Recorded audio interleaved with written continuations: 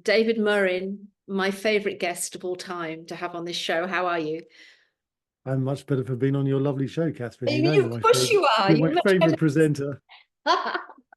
You're much better for seeing me and I, joining yeah, my land cycle investor subscribers for another episode of World War Three. Is a the what's going to catastrophe happen that in is World War mankind.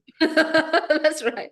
The destruction of mankind, the end of the universe, and everything. Which of course, actually, people call you a warmonger and Well, somebody that promotes war. How do so you how do respond? I respond to that? Well, a warmonger is someone that promotes war for war's benefits, whereas actually my work is about designing a system that explains how wars take place, so we have options to stop them by greater self-awareness.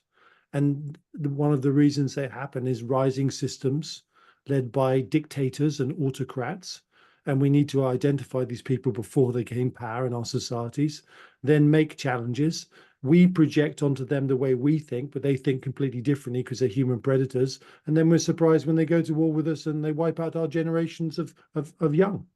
And so, what I'm really trying to do is explain to people how this pattern has completely cycled throughout history and that we are in the storm of the moment as World War III unfolds. And actually, our best chance to stop it is to become aware of it. So, that's hardly warmongering, but what that's really becoming aware of the danger we're in. But I've also come up with a sort of articulation for the other way around, and I call them the war blind. And in fact, if you look at these great conflicts, they comprise of predators that wish to expand, that expand their systems and become warlike.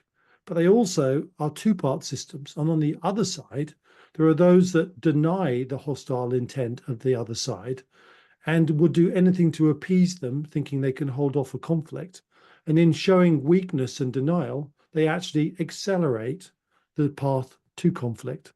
So if anyone is really a warmonger, unconsciously it's the war blind, because by failing to see the threat, they accelerate the threat's oncoming speed of impact and damage.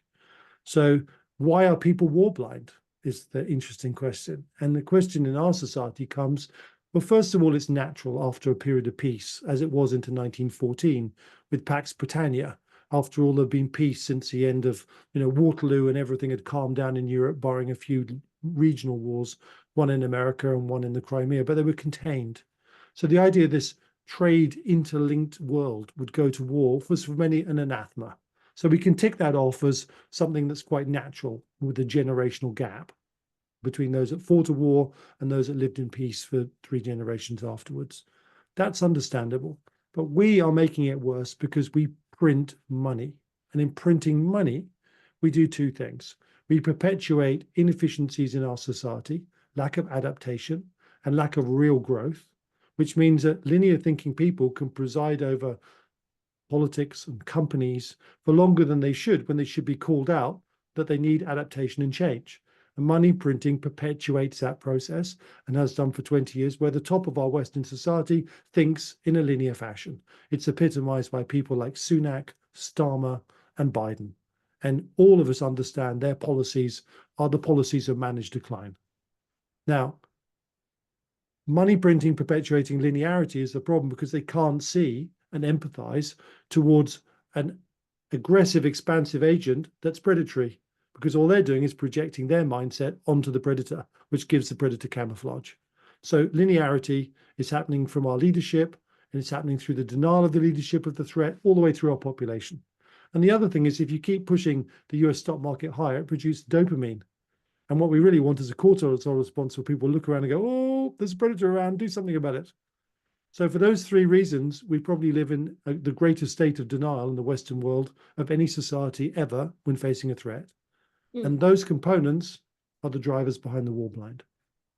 I kind of see it that we've almost entered another dark ages because of the way that people think and what I'm seeing around me, which is extreme ignorance, not only of history, but of what's going on around the world. And I think in some way, kind of like the progress towards AI is promoting that because nobody's really thinking for themselves anymore. They're turning to other systems to do the thinking for them, to do the research for them. And of course, what's being spat out of AI and ChatGPT and all of these common things that people turn to in this new world of, the computer does it all for you, is almost like predictive text. What's spat out is the world view, is the common view, rather than people thinking for themselves and trying to dismantle what they see and see what's happening behind it. But I see that much more in the context of this,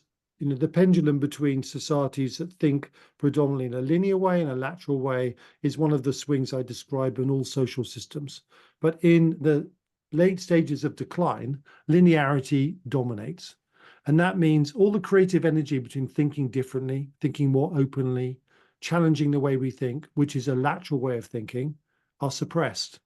So all you've got is regurgitated similar thoughts, which more and more diverge from the reality of the society in the world. And they don't want to accept any other ideas. They don't accept there are any threats. And it's like the railway tracks become taller and taller. So all you can see is the railway tracks in the future. You can't even see the sidings and you can't see the trees on the side. And that's a phenomenon that happens with human linear structures. And they literally hit brick walls of their own making, of natural making, or of another predatory system that preys on them. That's their end, because they become sequestered, old, and unadaptive. And therefore, in the human concept of survival and evolution, they no longer have a purpose. And we live in that society. And Britain, for example, made a massive attempt to lateralize through Brexit. That was our attempt to try and escape and get away from a declining Western world. And we almost did it. But then along came the Chinese pandemic, which I say its greatest success was to nail on the head the one lateralized Western society, which was Britain. And along came Sunak, who's super linear, and he created the biggest wealth distribution system in town. And then followed by Starmer, which is wealth distribution with stupidity, dismantling our country at the most stupendous rate. And although, because we had a growth period compared to Europe and America that just is diving, we look relatively good, we are now on the same trajectory as the rest of the Western world. And we have given up the greatest opportunity to change not only ourselves, but our neighbors and our compatriots in the Western democratic system. It's been a disaster and horrendous to watch. And people don't really understand quite what's happened to us. But the Labour government is a one-way trip to a brick wall in this country. I think there's an older generation that can kind of look back and see historically, the times that they were in and then how we've got to these times. And normally the conversation that comes to me is about, strong men bring, build the country, which breeds weak men. And they sort of, give me that kind of cyclical, can't remember how the exact phrase goes, but we've got a crop of weak men and women right now, and we're suffering the consequence.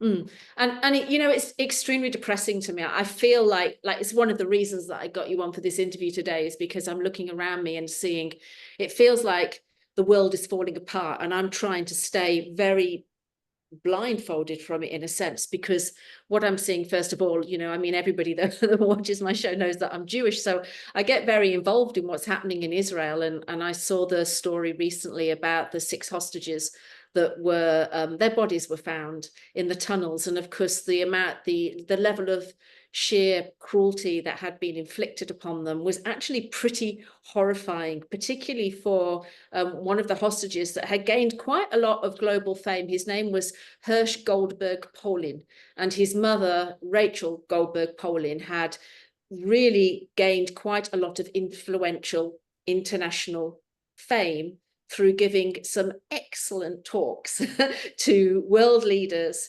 about how she so wanted a deal to be done so that he would be released. He's 23 years old.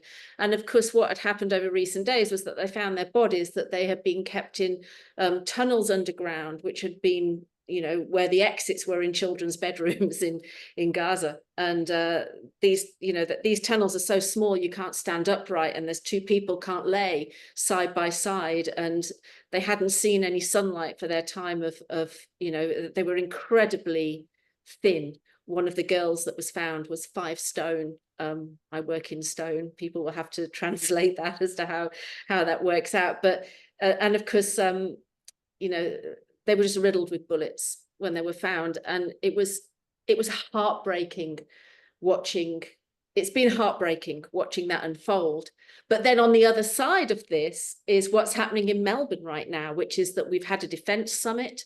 We've had people come from all over the world with tanks and weapons and so on and so forth into Melbourne, into the exhibition centre, and it's caused these mass protests, which are mostly focused on the Middle East, which is the Free Palestine Brigade that have come in and, you know, caused violence and protested against anti-war protests.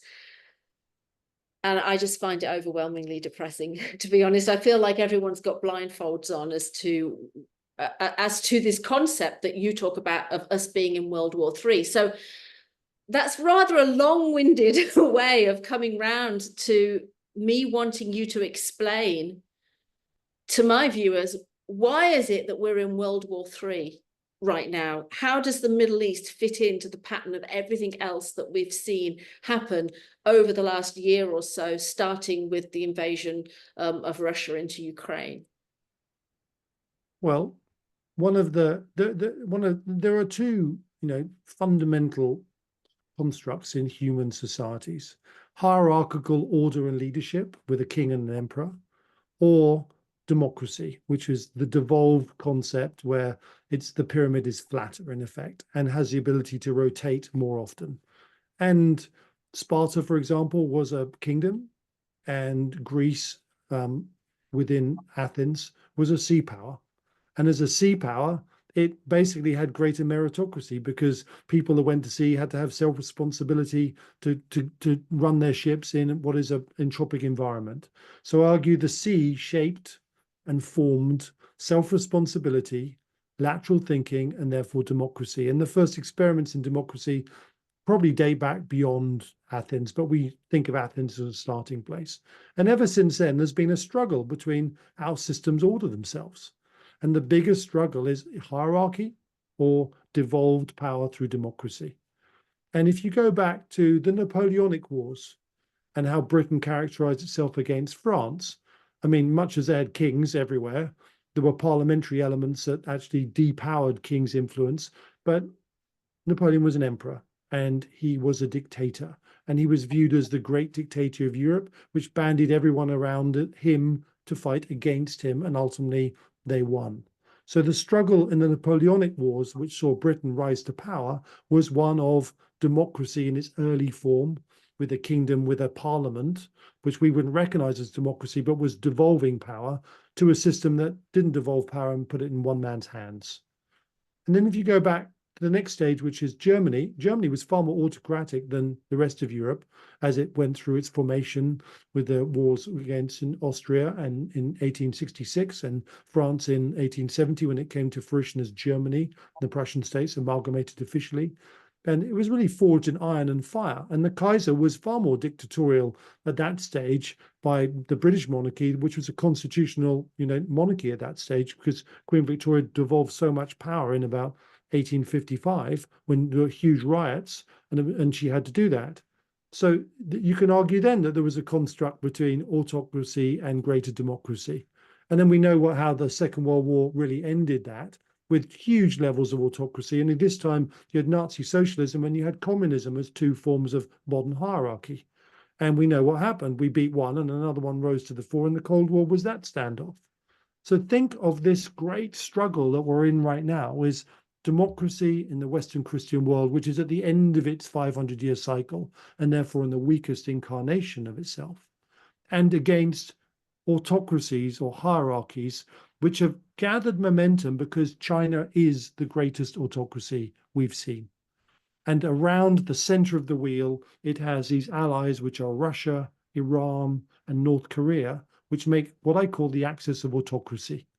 So make no mistake about it, the triggering of World War III, which has started in 2022 with the invasion of Ukraine, is because of the strength of the Chinese challenge against America, and specifically the creation of anti-ship killing ballistic missiles and hypersonic weapons that were designed to negate American carrier power that could bring war to the shores of China. Instead, China could push those forces out to the second and third island chains. That has given them a confidence to pass on to their allies to initiate conflict, because America is no longer an unchallengeable hegemony. And we first saw that dynamic happening with the invasion of Ukraine. Very predictable. I was able to talk about it 6 months in advance. I even said, as oil made its low, when the pandemic arrived, we either made friends with Russia now or we went to war with it, because it would become emboldened by higher prices, and they did. So, but they didn't just do it on their own. They did it at Xi's engagement as the great puppet master. And the Iranians have a policy which is to destroy Israel, to justify Iran as the leader of the Middle East. And to do that, it's had 4 prongs, 3 proxies. It's form of Hamas, Hezbollah, and the Houthis, and it's also have a prong to go nuclear. And it's enmeshed all of those, and it decided, for whatever reason, and I suspect that reason was because Saudi Arabia was becoming closer to America at the same time, that basically it needed to engage a war. The war was not Hamas against Israel. It was Iran against Israel that used its proxy on the 7th of October to start that process. Everyone needs to be very clear. This is about Iran. And everyone in the West, like Biden, dances around what's going on in Gaza. Well, Hezbollah and how we create peace in Lebanon. How do we keep the Red Sea open? It's very simple. You crush Iran. And somehow, and it's starting with Obama, there has been Iran appeasement with the Obama regime, with the 3 Hercules full of cash that they did for a nuclear deal to hold them off, which then paid for the war in Yemen for years. Biden, desperate to repeat the process. I don't know why, because empirically the evidence was total failure, but he did. And the result is an emboldened Iran now making a nuclear breakout that, is basically engaged in a war with Israel, and Israel is fighting for its own survival. And somewhere in that, you see this penetration of Western liberal mindsets that has allowed the Palestinian cause to make it look as if they're the people that have been wronged. And I've no doubt that in the opening days of the Gaza conflict, the IDF went a bit mad and went off the reservation, and probably were fairly indiscriminate in their targeting. But subsequent to that, I've always argued, and recently there was a visit of 6 senior Western generals that said that the standards of engagement and the isolation of terrorists versus the population is to the highest standards that have been withheld by the British Army or the Americans in any conflict in the Middle East. So the idea that there is genocide being committed, the idea that there is rampant use of firepower, is something that is fundamentally, I think, incorrect. And the liberal press in the West allows that, like the BBC, to be perpetrated, and people believe it. We need to be very clear. Iran is waging war with Israel. It used a proxy, which was a nation state, and the Hamas government took their country to war with Israel with 2 million people it didn't care about. In fact, its strategy was to have its population killed to gain advantage over Israel. Now, there is no case in history where a government's war strategy is to have its civilian population killed, thinking it's actually going to advance its case. And people forget that, the number of Hezbollah leaders that are surrounded by children or hostages all the time to basically make them invulnerable to IDF attack. And these generals reported the number of attacks that were held off because they couldn't get clear kills, put them in the category of highly disciplined. So their case is not helped by Netanyahu, who is a narcissistic nightmare. And we all know that he needs the war to continue for him to stay in office. But actually, that fact aside, the war will continue because Iran hasn't received its victory, which is the destruction of Israel. So in this case, it doesn't really get in the way of the fact there's a war to be fought, and it needs to be fought effectively. But unfortunately, Biden is one of the weakest appeasers in history. He makes Chamberlain look like a beginner. He has basically appeased Putin and allowed that invasion to go on for longer than it should do. And the Ukrainians have held them off, but at the cost of manpower reserves they don't have. And the whole argument right now of the release of ATACMS in the territory to keep the Russian piece of the Kursk salient is mad, because if Putin was going to go to war with NATO, he would have done. He does not have the capability to war with NATO. He does not want to destroy NATO or himself in a nuclear exchange. Therefore, we can call his bluff. We can give the Ukrainians ATACMS, and they can then interdict the logistical chains, and they can create a better outcome so that if there is a negotiation, they can bargain for more of their land back. And Putin is beaten back as a bully, and the message is sent hopefully to people like Xi and the Iranian regime that victory isn't inevitable. But Biden is the cause of this whole prolific war that we're seeing because he is such a weak individual. And I'm afraid many of the other European powers haven't been any better. In that regard, Britain has been consistently strong in the support of Ukraine. Every prime minister from Boris, even Sunak, and even Starmer now is trying to encourage the use of ATACMS to his credit. I can't give him a lot of credit, but I give him credit for that. So the problem is weakness is begatting conflict, and definitive bold action would actually put the fire out. But we refuse to do that thanks to Biden. I mean, the social unrest in the UK is quite remarkable. A friend of mine visited there recently. He's been there for a few months, sort of visiting. He was born in Australia, but he lives in Israel, and he's been attending some of those protests, and it's been. It's one of those things that when you kind of look at it from the outside, and obviously we've got elements of it happening in Australia, but the scale that you sort of see of the protests in London and the riots that have been, the kickback riots which happened recently, it must make you feel pretty insecure in that atmosphere, because you need a strong leader, really, with a strong. Look, I've got to put it in perspective. I remember being in Papua New Guinea, back in '86, and there was some riots in Port Moresby, and my mother went, "Are you safe in Port Moresby? It sounds really dangerous." And I laughed. I was like, "Yeah, there was some local riots, but the whole country's dangerous. So a local riot, and the whole people are violent when you give them a beer. So no, it's not particularly dangerous because of the riots." England is not in arms all over the place. It's up in arms in the areas of social poverty. And the problem is that we have creeping, rising poverty levels. And they are the nexus for these centres and of quite rightly riots. And at a time when we have an open immigration policy, when we are promised through Brexit to control our borders, and I think that's not a racist observation. It's just systems can't take in more than a percentage of immigrants per given year and integrate them effectively when their public services are already creaking. And so we need to stop. We need to stop now. And the Conservatives were dire, but at least they pretended to have a plan that dissuaded them. The Labour Party have effectively opened the doors again.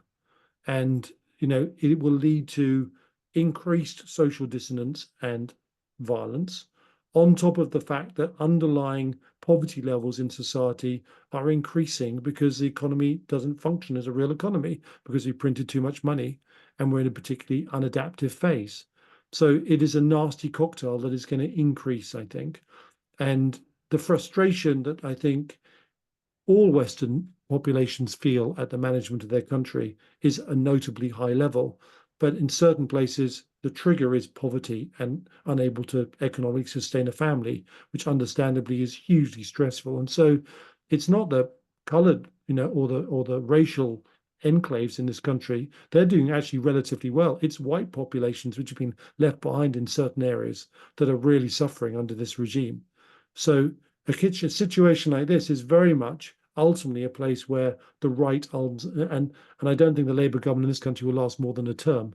They'll be lucky to last their term with the scale of their mismanagement. But what comes next will probably be a Farage-led right party as a result, because the Conservatives are going to opt for the same old bumbling, mumbling idiots that they've had leading them all the way through.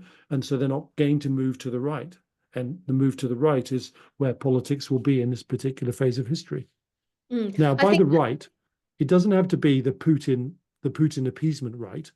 And the thing that's really appalling is Trump's pro-Putin position. And even in this country, the one comment that Farage made, you can see he's pro-Putin in a way that's not so much about, it's really like stop the war, which is pro-Putin by its very definition rather than fight the war.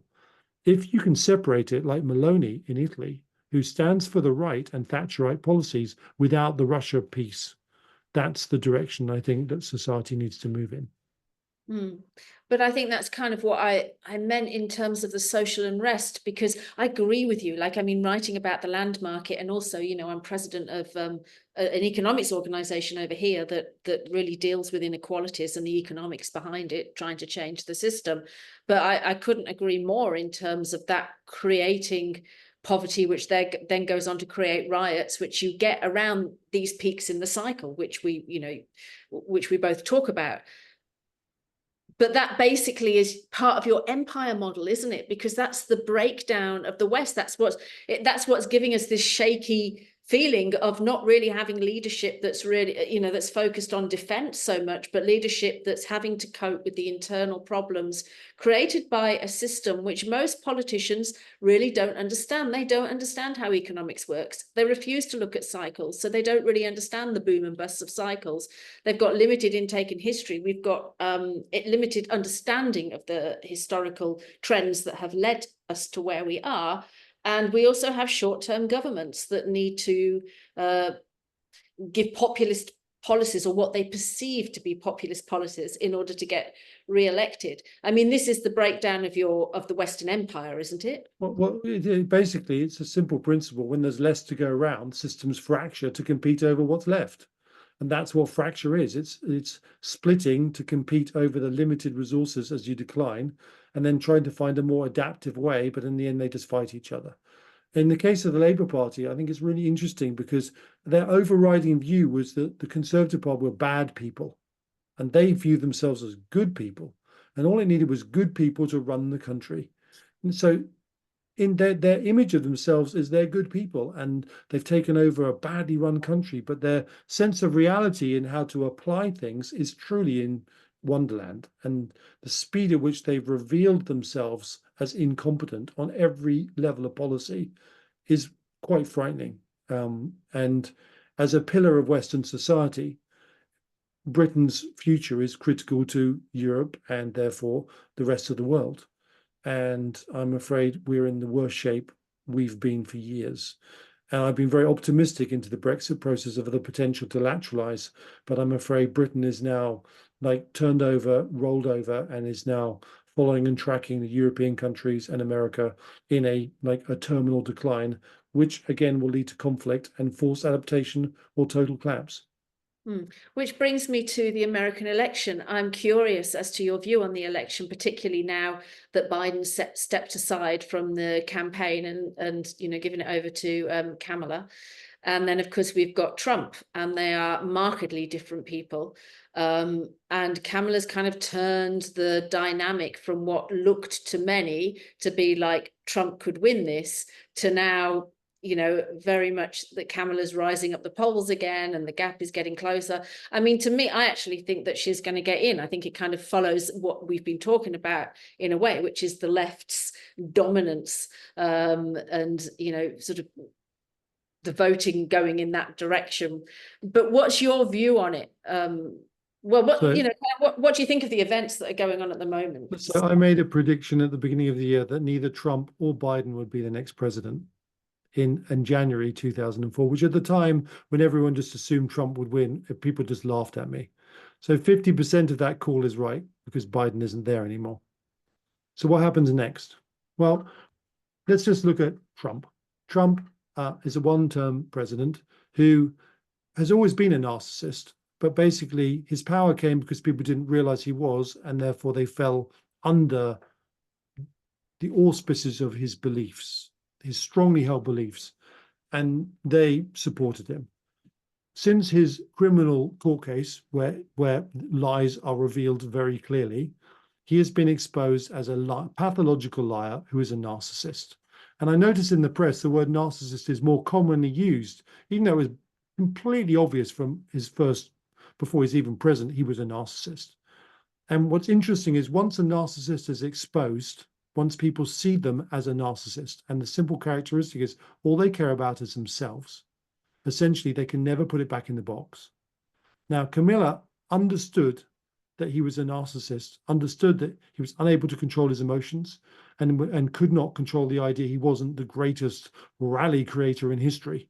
And she pressed every button, and his total lack of self-control was apparent to everyone. So she used psychology to literally expose him. And good on her. As a prosecutor, you'd hope she was able to do that. And she did that. As a woman on stage, he is exposed. Also, he doesn't have any really policies apart from love Trump. I mean, he didn't leave America in great condition. It wasn't the greatest economy in history. On the contrary, he didn't leave American defense in a strong position. On the contrary, he left a right mess, followed by a revolution and a riot. So his legacy wasn't too good. And as people see him in the cold light of the day, they'll see his policies in the cold light of the day. On the other side, she is not Trump. That's a big advantage. She's a woman, and long overdue. There's at least over half of the American electorate are female who want female representation. She's also not a pure WASP, as in of mixed race. So there she fits immigrants and those of color. So she's appealing. She has a very, very unshiny political record. And actually, when you look at her record of delivery is rather alarmingly poor. So we can assume she's poor, as in she will be worse than Biden and worse than Obama in reality. But the option is that Trump will get in and create a dictatorship and destroy a 237-year republic just like that. Guaranteed. Don't need the Chinese to do it. He'll do it himself. Whereas she will perpetuate in a process of managed decline the path of America for longer. And when we're in a nasty place, we love to defer the outcome. So that's quite logical. But most importantly, she's a wealth distributive politician at a time when the poverty line is moving up through American society. That alone gives her every chance of success. Net, it will be Harris. And much as it'll be another one of these 51-49 moments, I think the logic behind her winning is very clear. And I think in the next month, he'll become more and more desperate as he realizes he's vulnerable. And he will become more and more extreme and expose himself in a death spiral, because he doesn't know how to cope with her, because she's not an old, decrepit Biden. So I agree with you. Yeah. I mean, she did tremendously well in that debate, and she was extremely clever. I think the thing that I note is that ultimately they don't understand economic policy. They're good at standing and giving a speech. They're good at, creating the audience. They're good at representing everything that we want represented in this age. Mixed race. She uses pronouns. She's got her she, her pronouns, and she kind of fits into the we will accept anything. We will sort of have all these policies, but it's in terms of defense, because what we're seeing happening with these wars is the potential for America to get involved. At some point, America's going to get involved. It's involved already. It's involved already. I mean, there are American and NATO soldiers in Ukraine. There are American ships trying to keep the seaways open in the Red Sea. There are American ships holding the sword of Damocles over Iran with 2 carrier groups, one of which they've taken from the Asian basin. For the first time, there are no carrier groups operating inside the second island chain. Take note, Australia. So, net, we're already at war. When Putin threatens war, it's pointless because we're already at war. We need to wake up about that. When I see the protests going on in Australia and this kind of anti-war rhetoric going through Australia, I think one of the things that kind of spikes in my mind is comments that you've made in the past regarding how underdefended we are here. So we've got, a defense exhibition, worldwide exhibition going on. We've got mass anti-war protests going on in the city, I don't know how many people turned up, but it was a lot from all over the country. And are we very ill prepared in our region for what might, for World War III, as you say, we're already in, to escalate? Absolutely. Can you expand, please? On a scale of 1 to 10, how unprepared are America and its allies to face the onslaught of China in the Asian basin? Totally. Chance of success for the CCP and the PLAN, if they make the move I think they're going to make, which is not around Taiwan. It's emulating the expansion of the Empire of the Sun in 1941 after Pearl Harbor. 90%. And that means a replay of, for you in Australia, seeing Chinese military forces come to your borders. And the only thing that saved you the last time was the Battle of the Coral Sea. If they'd got through the Battle of the Coral Sea successfully, you were really unable to defend Australia. And what does Australia represent? Why is it important to the Chinese? Well, they have 2 years of iron stocks. But beyond that, they want your iron ore, they want your resources.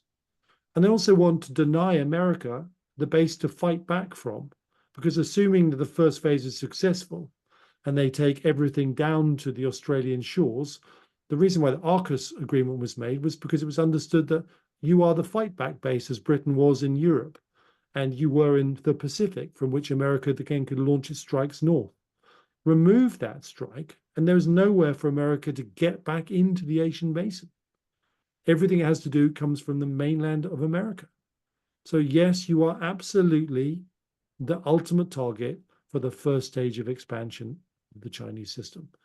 The Chinese are building a navy at a rate and scale that should make everyone in the West sleepless, but especially those in Australia. Their shipbuilding capability is unbelievable, not only in terms of the numbers they produce, the size of ships they're planning to produce, but the evolutionary design of those ships.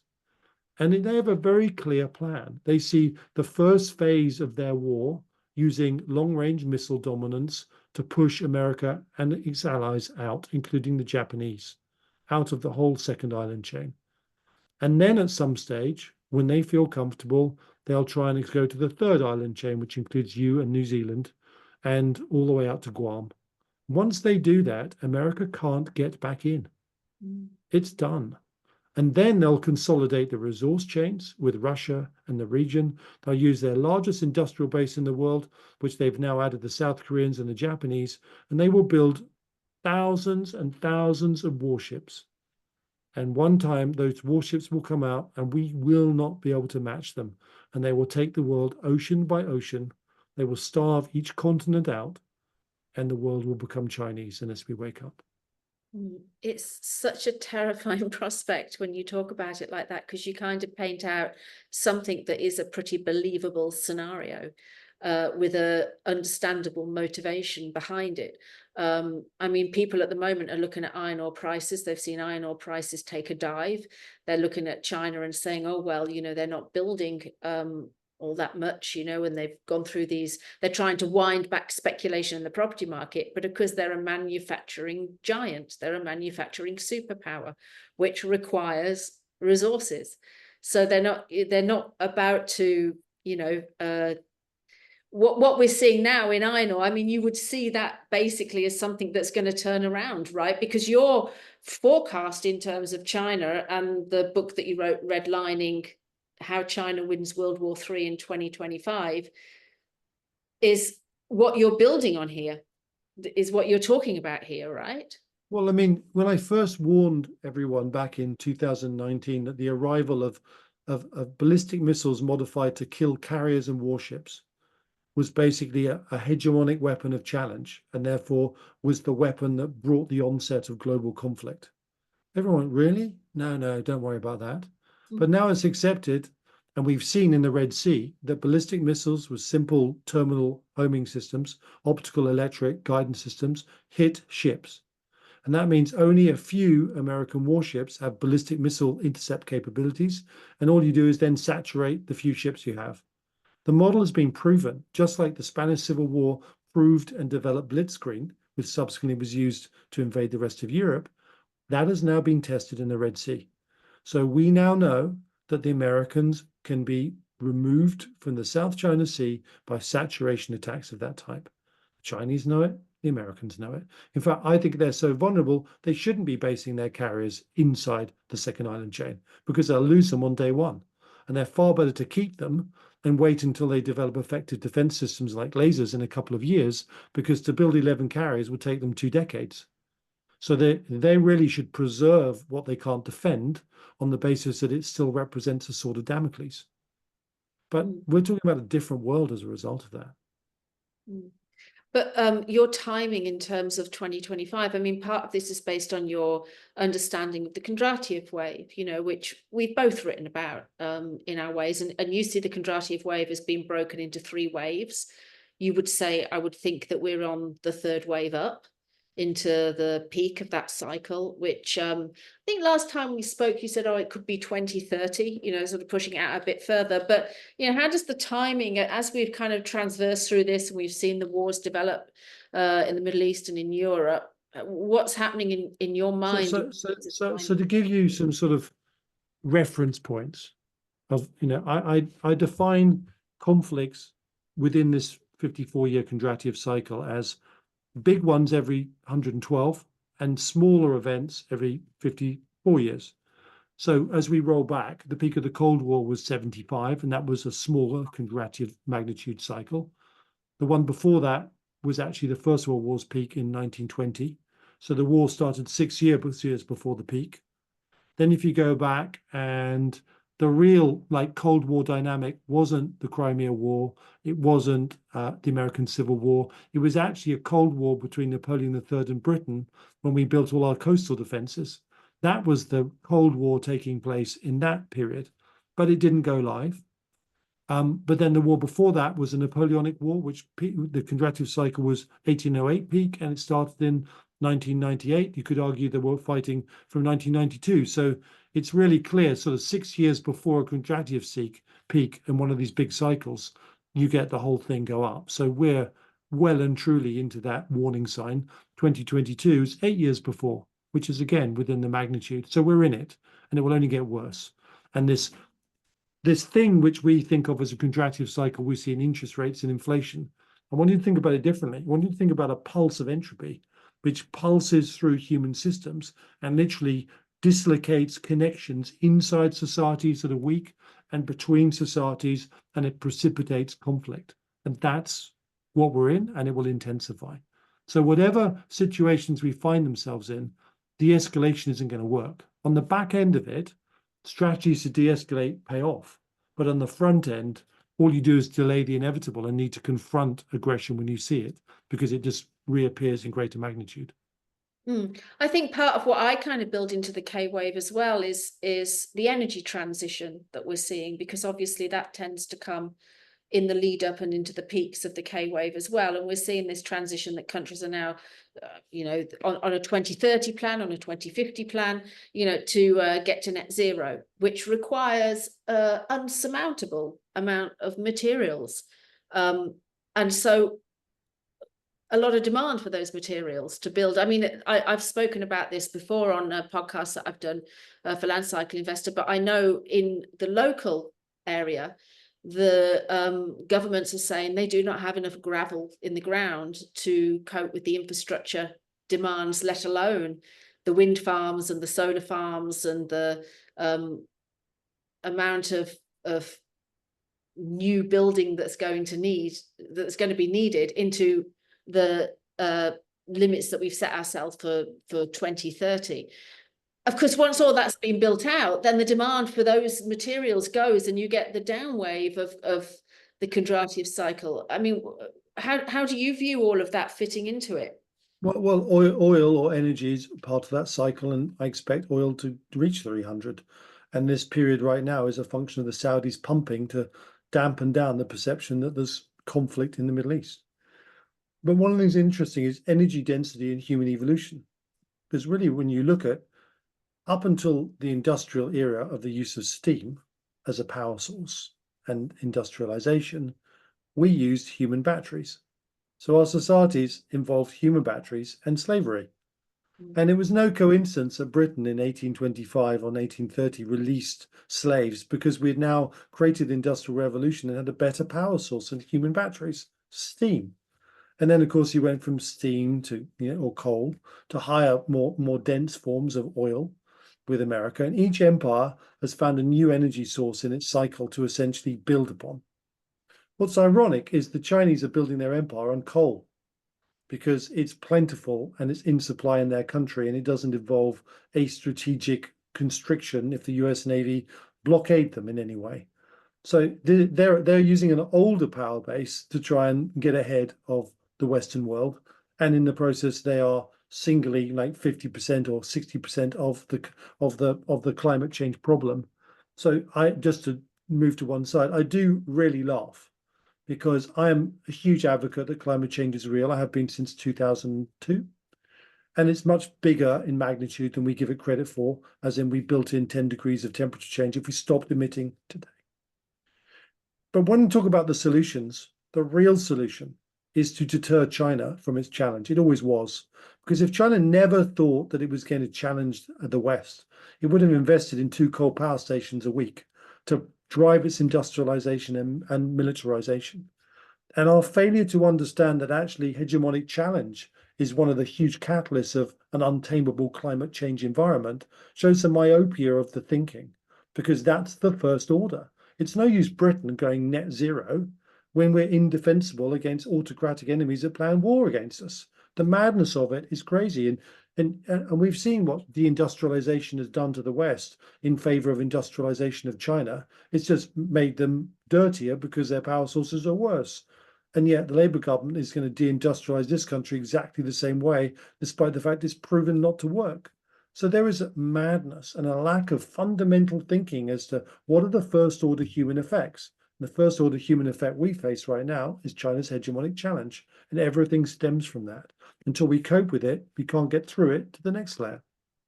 So going back to your question, Kondratiev is about energy.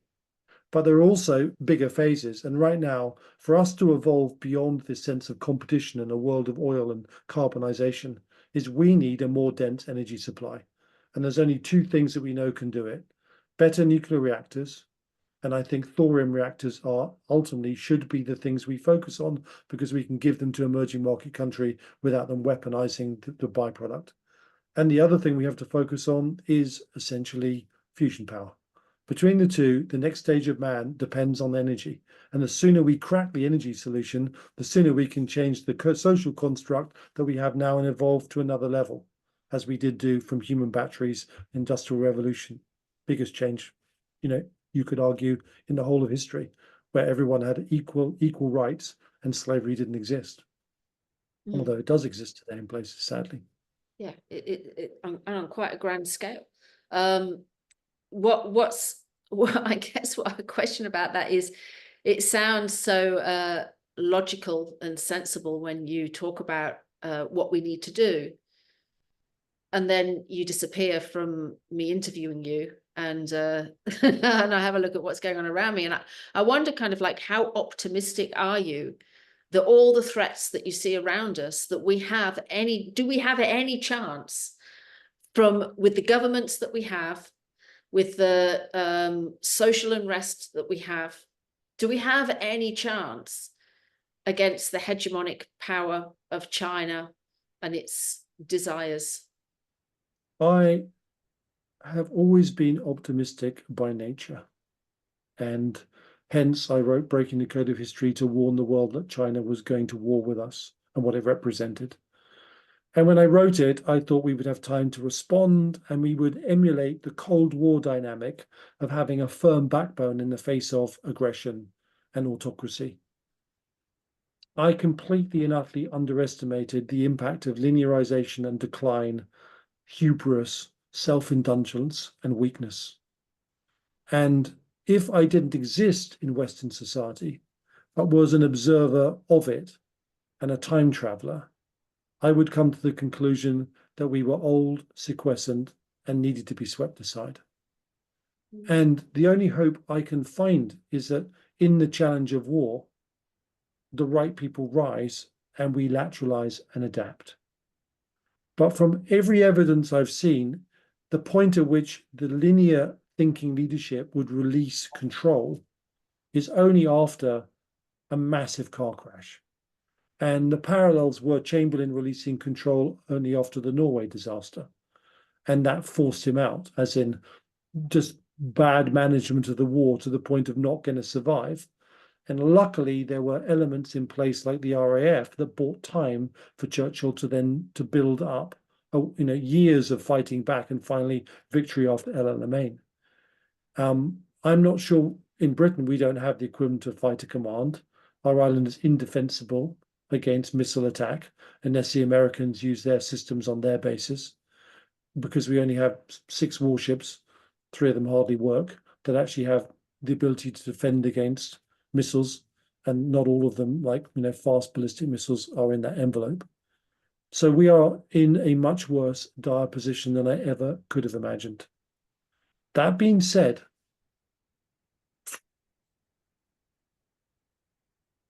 and we're going to get on the topic of this, is where do I see the future of mankind?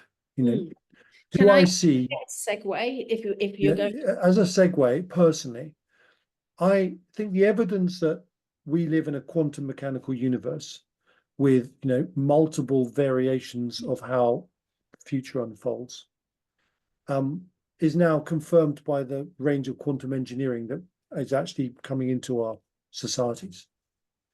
And implied in that is actually the development of the human mind and individuals' human minds to affect change in the universe on the outside is very real as a potential. I think we see it in special forces activities. Men selected, trained, honed, actually become of one collective mind. And I think they're quantum mechanically also shaping their battlefield and chances as a group with coherence.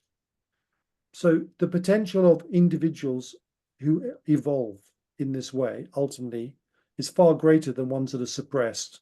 So our future is individual growth, individual mind expansion under a democratic system that allows it, and autocracy doesn't. But that being said, if you look at the story of Dune, and we've all seen the Dune movies if you're into science fiction, they're brilliant. But actually, there's a book at the end of Herbert's sequence called God Emperor. And essentially, the thesis behind the book was to become an absolute tyrant. And as a tyrant, it would force the evolution of mankind underneath the tyrant to evolve to be far greater, to then overthrow the tyrant and be more. So when you look at humanity's path, much as I come from democracy and think that gives more freedom to create more individuals who can exercise their quantum mechanical skills to be more an evolution of humanity, there is another version. China does win and suppresses humanity for centuries until individuals rise. That can be so much more. And at the moment, I wish I could say that our society has an upper hand. But sadly, I cannot believe how many phases and steps of the path we have stepped on a mine and blown ourselves up time and time again. So we need to wake up because it really is a minute to midnight. And I have never been more depressed at the scenario I see in front of me. That doesn't mean I'll give up. That doesn't mean it isn't insurmountable. It just means the wall we have built for ourselves is very, very high for us to find a way to climb over to survive. And yet, on the other hand, because I just want to explore that a little bit more, because I think it's such a fascinating way to start thinking about what we're seeing. But I guess it's kind of like from the, we saw the news over the last couple of days, or has it just been over the last 24 hours, about the spacewalk from the commercial spacewalk from SpaceX, where they've shown quite amazing pictures that have come from that, which of course fascinate everybody. I mean, everyone's got this fascination with space and where things might go with that. And then I wrote a report on it, which I've updated intermittently, but regarding the resources on the moon and mining the moon. And I did that because I met somebody in Melbourne who is integral in the process of mining the moon as a private company. He explained to me that there's only this small patch of land on the moon which can be mined, because even though the moon's very large, you can't just go and land anywhere on it, right? Because it's either really cold, because of the dark side and the other side. And so there's this place on the south pole of the moon, just a very small place where they can mine and where they've got access to resources and water. And what he wanted to do was put a pipe under there, an oxygen pipe, a pipe that supplied oxygen.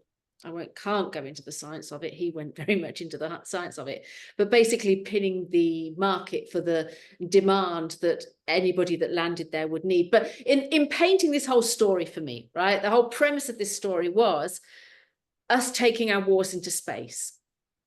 which is then looking at the international rules around what you can actually do to the moon, and who has ownership of it, like we have fights over the ownership of land and everything, which takes me into the whole subject and a whole another subject which you've written about, which is also the concept of UFOs, because we've had that particularly over Trump's era, where he wanted to expose what research the USA had done into UFOs and what sightings had been into UFOs, and to expose the files in that.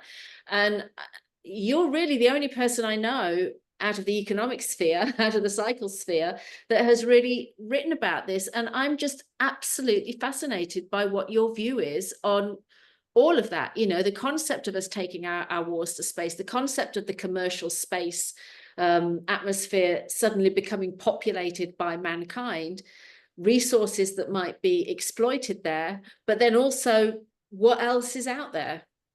It's a big question. I think there are two different questions that you've given me, and luckily I can remember both, so I'll try and answer both in separate ways. So I think what Musk is doing is quite phenomenal. It is just amazing to look at the potential of the craft he builds to literally explore space and go to Mars. And to be his great credit, he may be the richest man on the planet, but he's also doing something for mankind that should be applauded. And there are so many elements of his technology which I think are really impressive. I think his geopolitical views at times are deeply troubling. But as a person that pushes the forefront of mankind's boundaries and exploration, he's to be admired. And of course, as our population increases and as our climate adaptation gets worse, then the best way that we can diversify our race is to get off the planet and create colonies on the moon and Mars and wherever else we can go to. The sooner we do that, the broader our base of survival is. So I think that's a natural evolution for us. The speed at which it's happening is really, really amazing. And interestingly enough, I think that the heavy lift capability that he has created gives America a truly strategic advance in space, because space is the high ground. Space is where reconnaissance satellites, sensor systems, and ultimately weapon systems are going to be located.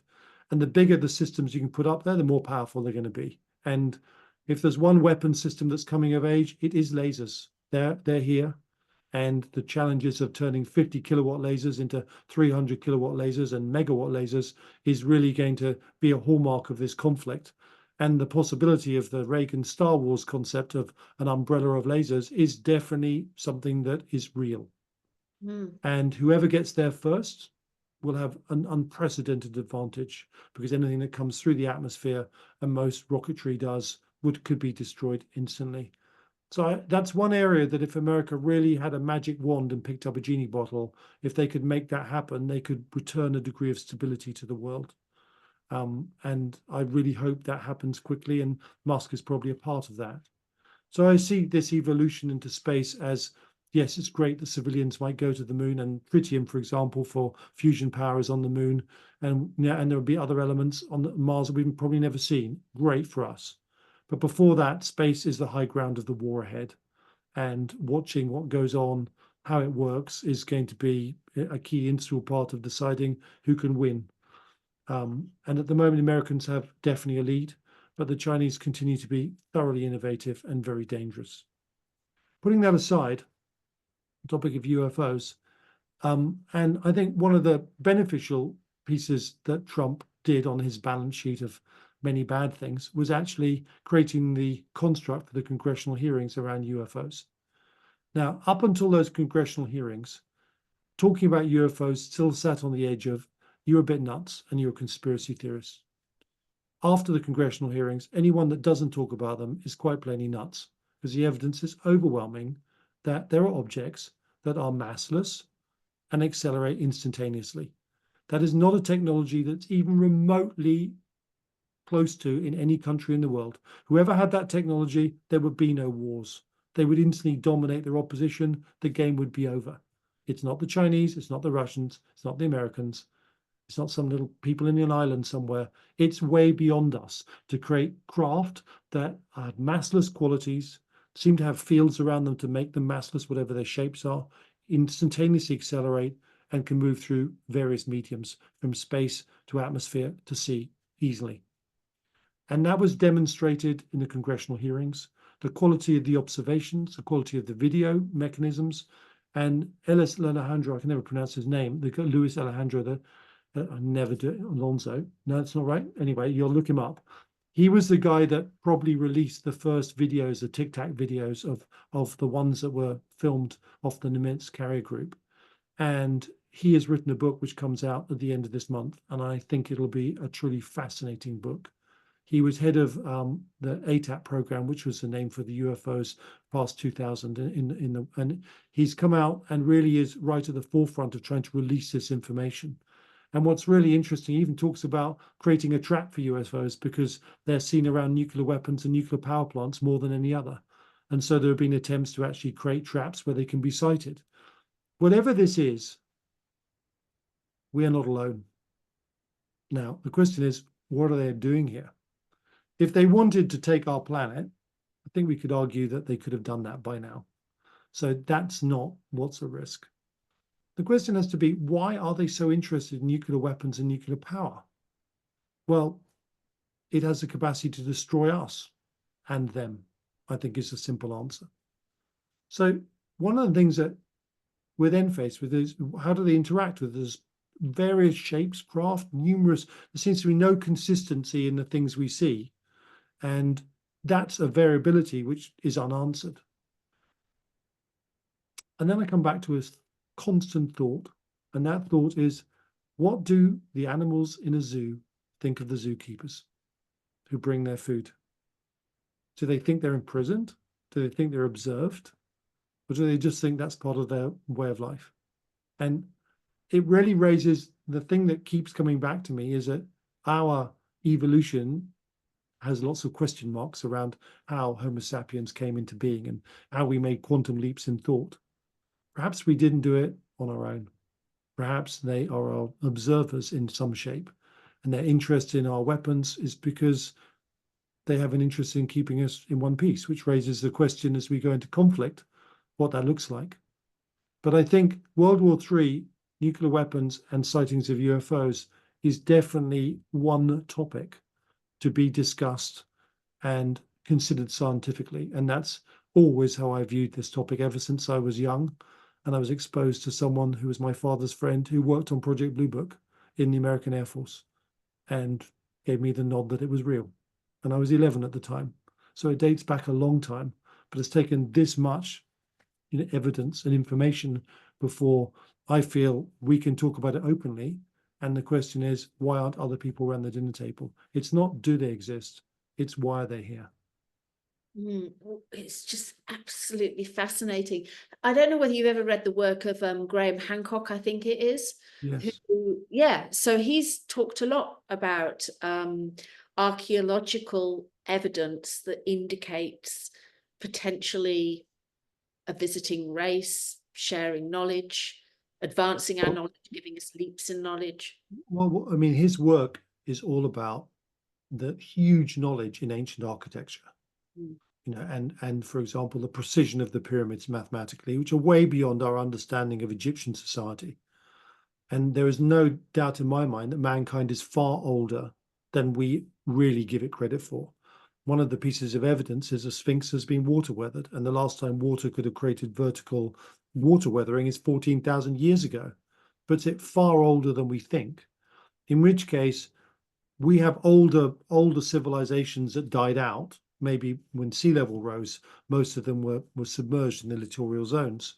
If you raise sea level by 140 meters today, a large part of our society would disappear too, which is the equivalent.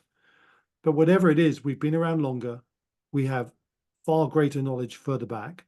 And a good example is in the pyramid, they understand Sirius's dog star, which is a binary star that we only found in 1855 with a telescope. Things like that are unanswered questions. So all we can do is, and all I try and do, is I try and highlight the evidence that generates questions that then you put on a board and some way try and create a coherent understanding. The summation is, our history is not our history as we understand it. It's far longer. And there have been chapters in humanity we don't understand. whether or not, we failed for reasons, whether or not we're an experiment. I think my most likely, if you said, gave me a bottle of whiskey and said, so what do you think your most likely version of this event is I think that we are an experiment or a manipulation by whoever it is operates these UFOs. We are not singly independent. And within that, I ask the question of what the Kondratiev cycle really is. Because having highlighted it's the driver behind human evolution, because it triggers conflict that then triggers naturalization and therefore huge leaps forwards. This Kondratiev pulse, where it comes from, is another question we really have to ask. What drives that pulse that drives our collective behavior, that forces evolution through conflict? And if I was to create an experiment of living creatures, you'd have to create something that forced their evolution. And I think that's exactly what the Kondratiev cycle is. It's an evolutionary forcing cycle that we live through. From a physical perspective, I find your thoughts absolutely fascinating. I mean, I don't know anyone else that's really kind of tied all the pieces together like you have, and is so open-minded to take on the evidence that you see, and start thinking about it, start thinking about the real reasons without, pushing it to one side as ridiculous, or, you don't want to sort of face that knowledge. I mean, I haven't done an enormous amount of thinking on the UFO side. I guess my thoughts are colored by something that not many people know about me, and that is that I had a near-death experience when I was younger. So, which changed my whole perspective of the world. Because quite simply, in my mind, I realized that we don't die, that there's something that goes on, and that there is another way of existing outside of a physical body. And it's something actually that I've wanted to talk about in the terms of Land Cycle Investor. I get into cycles, I get into the astrology behind cycles, as how the old forecasters such as Samuel Benner, who I think we shared his chart at one point via email, how forecasters, 150 years ago were able to forecast crises that are happening to us now based on the patterns that they saw. And at the time, they didn't think that it was too much of a leap to say, well, we are able to forecast the weather, it must have something to do with the stars, and it must have something to do with the sky. So to some extent, I've got a subscriber base that's willing to look at that, and that, I've written about it along, like you do, with the economics that I feel underpin it, that can give us a indication as to where we put our investments. But I do feel that we are approaching a time now where people are more open to accepting non-physical based concepts. And we see it to some extent in this idea of, imagining what we want to be, even though it drives, people like me crazy when you have, people wanting to identify with, different sexes just because they want to identify with it, or, an animal or whatever it is, we all make a big joke about it. But to some extent, it is the evolution of the mind, say, not being pinned to the physical self. And so I look at those concepts. I wonder whether we're heading into an age where we're going to be more open to things like that. In which case, if there were another species, because obviously they've not wanted to make themselves known to us, they've not wanted to make it obvious to us, is it just that now we're evolving into a time where we might see a visitation? And I suppose that's probably where, to some extent, we're going to have to leave off. But I'm interested, before we do, in what your response is to that. Well, okay. Again, you shoot questions at me, and I forget the first one to get to the last. But it's because I don't plan them. They just all okay, come. that's perfect. I love it. Okay, so it's a real test of Norman, my man, who looks after my memory library. So I think the way that we think as humans is fascinating. So if you look at the pre-scientific period, it was very much a deterministic process, as whoever God you believed in told you your life should be, the acceptance of determinism. And that manifested with Newtonian physics, the idea that the mathematics of 2 billiard balls, how they collided was predictable with the path afterwards. And if you scaled up that concept, the whole universe was mathematically predictable. So Newtonian mechanics was the manifestation of the religious beliefs in a scientific term for a period. But what's happened in the 20th century was Newtonian mechanics was replaced by quantum mechanics. this idea of infinite probabilities. And the piece they never talked about was a conscious observer changes the outcome. Enter humanity, consciousness, change. So we live in a world where our science of quantum mechanics is reflected in our society's values of we can choose, because we're a conscious individual in a quantum mechanical world that makes choices. Now, most people haven't linked the two together, but they are linked to the underpinning science and the values of our society. In that domain, all possibilities are possible. And that's a really exciting concept. And it's one of the things that democracy's allowed us in its late phases of this cycle, is individuals to explore true possibilities. And it's really exciting. And it overrides the depressive feeling I have about the collective behaviors into this conflict that we're facing. At the same time, there is a progression since Roswell onwards of films and culture, which has opened our minds. Star Trek, for example, which I think is one possibility a federation awaits us to embrace when we stop being Neanderthal in the way we think. And in that respect, we are making a quantum shift in the way we think as humans, as this quantum mechanical possibilities, which is in fact a suffusion of Eastern beliefs. Because if you look at the Taoist beliefs and you look at the process of your mind shapes the world around you, the Asian philosophies in some sections have expanded that for 1,000 years. They're now proven and matched by our science. So there's a confluence and a fluidity of East and West. So I agree with you that we are at a nexus point. And I don't think that either East or West, I would say that the Western world is a doing place and the Asian world is an allowing place. But I think the truth is, you need to know when to do and when to allow. So the truth is an oscillation between different mindsets that do and allow and the right combinations. And that creates a very effective philosophy for life. But when I see this fusion, this moment, I think we're probably more open and potentially more able to accept we're not alone and there are more powerful forces in ourselves that might manifest if we did see them. But I don't think that's what's governing the process, because honestly, I think we've been like that for 10 years.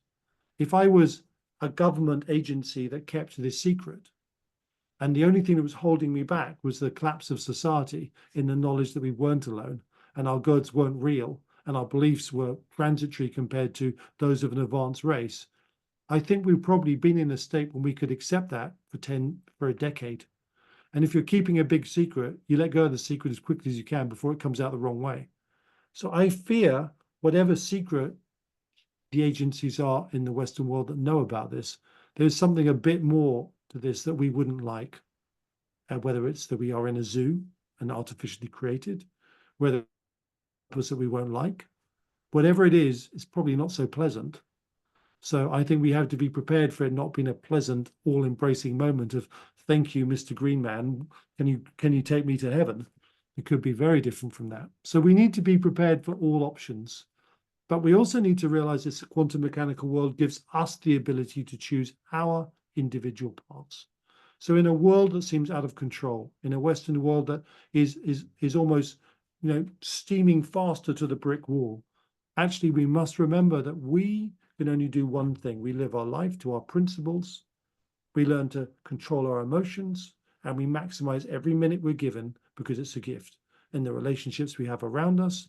And we expound what we think honestly to the world around us. And when we find things, we talk about them as we're doing in this podcast. And hopefully the positive constructs rise to the fore and we can create a better outcome. And that's all we can do. And it's very important we remember that. Which is a great point to finish on, and it's certainly what I came back with, which is that relationships are the most important thing in your life. There's really nothing else that is as important as the relationships and the dynamic that we have with each other. David, thanks so much. There's no one else I can talk about these subjects with, so I'm always immensely grateful and excited about interviewing you, and I know that my subscribers are going to feel the same, and we will, I'm sure, have another discussion in the nearest future. I certainly hope so, Catherine. Certainly hope so. Thank you very much for being as lovely as ever. You're welcome.